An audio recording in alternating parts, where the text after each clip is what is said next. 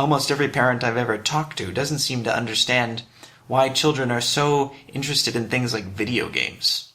Well, because when you think about it, a video game does something kind of amazing. It provides the greatest amount of intellectual and emotional stimulation for the smallest amount of physical effort.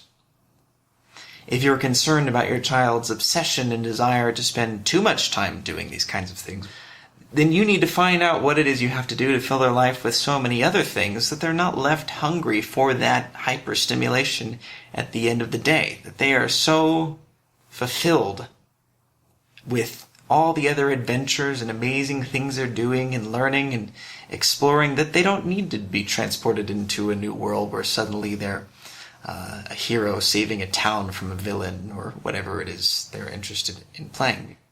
Learn who your children are and treat them that way. Forget about who they're supposed to be. Get rid of this illusion that society projects onto them and you project onto them, where you're going to face a really hard time trying to force them to live up to your expectation of who they're supposed to be, all the while ignoring who they really are. And most importantly, perhaps that's going to come out later on in the teenage years.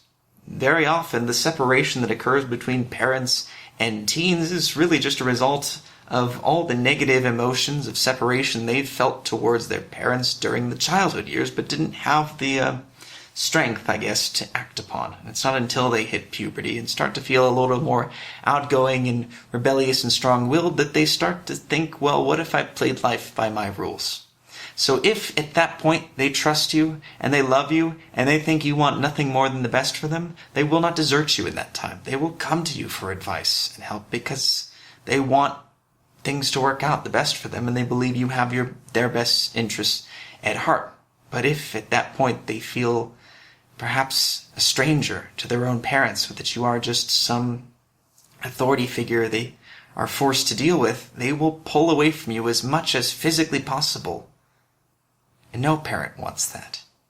And it's so much easier to prevent these things from ever happening than trying to correct them later on down the road. Now, it's never too late for change. Even well into adulthood, parent-child relationships can be mended, and people can become whole new personalities given time and dedication. But it is much, much easier just to make sure these things never happen.